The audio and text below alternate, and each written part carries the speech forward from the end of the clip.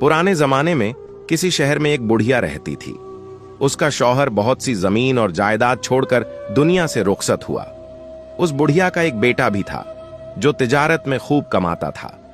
यही वजह थी कि उनके घर में बेशुमार दौलत थी और किसी चीज की कमी नहीं थी। लेकिन वह बुढ़िया बहुत कंजूस और बदजुबान थी।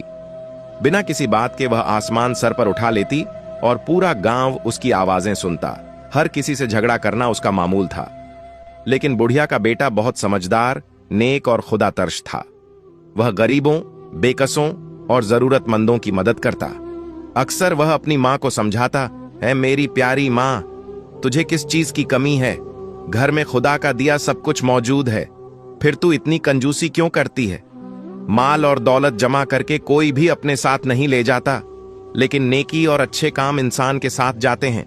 मेरी प्यारी मां, आपको धन दौलत जमा करने की फिक्र छोड़ देनी चाहिए। आप लोगों की मदद किया करें और किसी का दिल न दुखाएं। लेकिन बुढ़िया को अपने बेटे की ये बातें बहुत बुरी लगती। वह हमेशा कहती, मेरा बेटा बहुत बेवकूफ और फजूल खर्च है, इसीलिए तो ऐसी बहकी बहकी बातें करता है। मैं कंजूसी कब करती हूं? मैं तो बचत करती हूं। अपने बेटे की तरह मैं लोगों में अपना पैसा नहीं लुटाती और न ही इसे जाया करती हूं। ऊंची आवाज में वह बुढ़िया यह भी कहती, मैं बदजुबान कब हूं? मैं तो हमेशा सच बात कहती हूं। अब अगर सच बात कहने से किसी का दिल दुखता है तो दुखता रहे, क्योंकि सच तो कड़वा ही होता है। अपनी मां का यह रवैया देखकर आखिर बेटे ने उसे कुछ समझाना ही छोड़ दिया। उसने सोचा, मां अपनी आदतें छोड़ने वाली नहीं, इसलिए उसका जो जी में आए वह करे। लेकिन फिर भी उसे इस बात की फिक्र रहती थी कि उसकी मां गरीबों और नादारों की मदद नहीं करती, बल्कि उनके साथ बदजुबानी करती है। कहीं आखिरत में उसकी मां की पकड़ न हो जाए। एक दिन उसे पता चला कि शहर में एक बुजुर्ग आए हैं। वह बुजुर्ग बड़े नेक और अल्लाह वाले हैं और रात भर इबादत में मसरूफ रहते हैं। उन्होंने शहर के बाहर दरिया के किनारे अपना डेरा जमा रखा है। लोग जोक दर जोक उनके पास जाते हैं, उनका दीदार करते हैं और उन्हें अपने दुख दर्द सुनाते हैं, साथ ही अपनी परेशानियों से छुटकारा हासिल करते हैं। बुढ़िया के बेटे ने सोचा, क्यों ना मैं भी उस बुजुर्ग के पास जाऊं और उन्हें अपनी मां के बारे में सारी बात सच सच बता दूं। शायद उनकी मदद से कोई बेहतरी का रास्ता निकल आए। यह सोचकर वह उस बुजुर्ग की खिदमत में हाजिर हुआ और उन्हें अपने दिल की बात बताई। बुजुर्ग ने उसकी बात बड़े गौर से सुनी और कहने लगे, एक अच्छा इंसान दूसरों के साथ हमेशा हमदर्दी और मोहब्बत से पेश आता है, लेकिन जो आदमी ऐसा न करे और अपनी दौलत में से दूसरों को हिस्सा न दे, बल्कि उनसे बुरी तरह पेश आए, तो ऐसे इंसान को अल्लाह ताला पसंद नहीं करता। लेकिन मायूस होने की जरूरत नहीं, तुम यहां नेक इरादे से आए हो, इसलिए मैं पूरी कोशिश करूंगा कि तुम्हारी वालिदा कंजूसी और बदजुबानी जैसी बुराइयों से छुटकारा हासिल कर सके। बुढ़िया के बेटे को बुजुर्ग की इन बातों से बहुत उम्मीद मिली। वह उनका शुक्रिया अदा करते हुए अपने घर वापस लौट आया। अगले रोज वह बुजुर्ग एक बूढ़े फकीर का भेष बदलकर बुढ़िया के घर के सामने पहुंच गए। उन्होंने जोर से सदा लगाई और बुढ़िया के घर का दरवाजा खटखटाने लगे। कोई है जो इस फकीर की मदद करे? जब बुढ़िया दरवाजे पर आई तो फकीर ने अपना कांसा उसके सामने कर दिया और कहने लगा, ओ नेक माई, दे खुदा के नाम पर। फकीर की यह बात सुनकर बुढ़िया तैश में आ गई और कहने लगी, खुदा तुझे गारत करे, खुद बूढ़ा खूसट है, कब्र में पैर लटकाए बैठा है और मुझे माई कहता है, तुझे शर्म नहीं आती? फकीर ने मुस्कुराकर कहा, अल्लाह तुम्हारी उम्र में बरकत दे, मुझसे गलती हुई जो तुम्हें माई कह बैठा। तुम तो वाकई मुझसे उम्र में छोटी हो, अब मुझे माफ कर और अपना दिल साफ कर ले। ऐ बेटी, खुदा के नाम पर मुझे कुछ मिल जाए। बुढ़िया एक मर्तबा फिर गुस्से से बोली, अरे मैं तुम्हारी बेटी काहे को होने लगी? अंधा तो नहीं, भीख मंगा होकर मुझे बेटी कहता है, तुम्हारी हिम्मत कैसे हुई?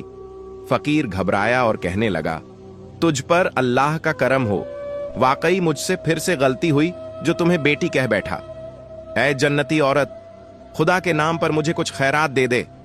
बुढ़िया यह सुनकर एक मर्तबा फिर से बिफर गई और पैर पटक कर बोली, तुम्हारे मुंह में खाक, क्या मैं मर गई हूं जो ऐसा बोलते हो? तुमने ऐसी जुर्रत कैसे की? फकीर ने घबरा कर कहा, नहीं नहीं, खुदा ना करे, मेरा यह मतलब ना था। मुझे एक मर्तबा फिर से माफ कर दो, खुदा तुम्हारा भला करे। तुम्हारी उम्र दराज हो। ऐ नेक बीवी, मैं 2 दिन से भूखा हूं। अल्लाह के नाम पर मुझे एक रोटी और चमचा भर सालन मिल जाए। इस बार फकीर ने जो दुआएं दी, उनका बुढ़िया के दिल पर यह असर हुआ कि उसने फकीर को गालियां नहीं दी, बस नागवार लहजे में इतना ही कहा, तुझे शर्म नहीं आती? मैं खुद बूढ़ी हूं। क्या मुझे बेवकूफ समझ रखा है जो मुझसे रोटी सालन मांगता है? क्या मेरा घर कोई लंगर खाना है? चल यहां से जा और अपना रास्ता ले। फकीर समझ गया कि उसका बेटा वाकई सच्चा था। वह गिड़गिड़ा कर कहने लगा, ऐ नेक बीबी, रोटी सालन ना सही, एक मुट्ठी आटा ही दे दो। इस पर बुढ़िया ने जवाब दिया, देख अब ज्यादा तंग ना कर। तुझे शहर भर में मेरा ही घर मिला था जो यहां आ टपके हो। अब मुझे गुस्सा न दिलाओ और यहां से चले जाओ। फकीर ने सोचा कि यह बुढ़िया तो कुछ देने वाली नहीं है, लेकिन वह भी इससे कुछ लिए बगैर जाना नहीं चाहता था। यकायक उसकी नजर बादाम के छिलकों पर पड़ी जो सहन में बिखरे पड़े थे। फकीर कहने लगा, ऐ नेक बीबी, मैं तेरी सखावत से मायूस नहीं हूं। आज तो तुझसे कुछ लेकर ही जाऊंगा। अच्छा चलो, आटा ना सही, ये बादाम के छिलके ही दे दो। बुढ़िया कहने लगी, मेरे अल्लाह, ये कैसा ढीठ फकीर है जो जोंक की तरह चिमक गया है। तुम्हें क्या लगा ये बादाम के छिलके मैंने ऐसे ही फेंक रखे हैं? अरे इनको तो पीसकर मैं अपने दांतों का मंजन बनाऊंगी, भला तुम्हें क्यों दे दूं? वह नेक बुजुर्ग जो एक फकीर के रूप में था कहने लगा, सोच लो, मैंने तो तुम्हारे फायदे के लिए ही कहा है। मेरे फायदे के लिए? वह कैसे? बुढ़िया ने पूछा। फकीर कहने लगा, वह इस तरह कि मैं बादाम के इन छिलकों के बदले तुम्हें एक सोने का सिक्का दूंगा। यह सुनकर बुढ़िया की बांछें खिल उठीं और वह खुश होकर बोली, बादाम के इन छिलकों के बदले सोने का एक सिक्का?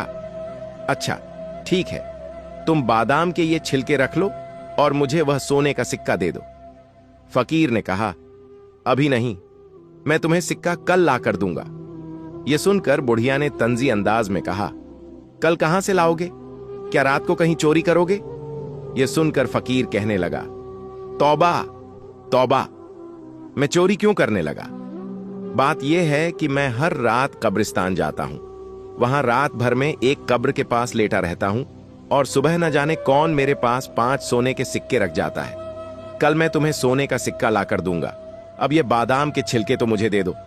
बुढ़िया ने जब फकीर की यह बात सुनी तो उसने बेताबी से पूछा, अच्छा, अगर मैं भी कब्र के साथ रात गुजारूं तो क्या मुझे भी सोने के सिक्के मिलेंगे? फकीर ने कहा, क्यों नहीं, जरूर मिलेंगे। अच्छा, अब यह बादाम के छिलके तो मुझे दे दो। बुढ़िया ने आगे बढ़कर बादाम के छिलके उठाए और फकीर को दे दिए। वह कहने लगी, लो बाबा, खुदा ने मुझे इतना बड़ा दिल दिया है, मुझसे तो किसी की जरूरत देखी नहीं जाती। अब फकीर ने बुढ़िया को याद दिलाया, लेकिन तुम तो कुछ देर पहले इन छिलकों का मंजन बनाना चाहती थी। बुढ़िया ने अपने पोपे मुंह से मुस्कुराते हुए कहा, मंजन बनाकर मैं क्या करूंगी, मेरे मुंह में तो दांत ही नहीं। अब फकीर ने उससे बादाम के छिलके लेते हुए कहा, मैं कल सुबह आकर तुम्हें एक सोने का सिक्का दे दूंगा। बुढ़िया झट से कहने लगी, नहीं नहीं, सिक्का देने की कोई जरूरत नहीं। अल्लाह के नाम पर जो चीज दे दी जाए उसकी कीमत मैं नहीं लेती। बस तुम इतना करना कि आज कब्रिस्तान न जाना, तुम्हारी जगह आज मैं वहां जाऊंगी। फकीर ने भी उसकी बात मान ली और दुआएं देता हुआ वहां से चला गया। बुढ़िया के दिल में अब लड्डू फूट रहे थे। वह सोचने लगी कि उसने फकीर को बेवकूफ बना दिया और उसकी जगह हर रोज कब्रिस्तान जाकर वहां से सोने के सिक्के लाया करूंगी। जब रात हुई तो बुढ़िया लड़खड़ाते हुए कदमों के साथ कब्रिस्तान पहुंची। वह एक पुरानी सी कब्र के पास जाकर लेट गई। वहीं लेटे लेटे बहुत देर हो गई और उसे जंगली जानवरों की आवाजें आने लगीं। डर के मारे अब तो बुढ़िया का बुरा हाल था, लेकिन 5 सोने के सिक्के पाने के लालच में वह कब्र के साथ ही लेटी रही। इसी तरह लेटे लेटे आधी रात गुजर गई।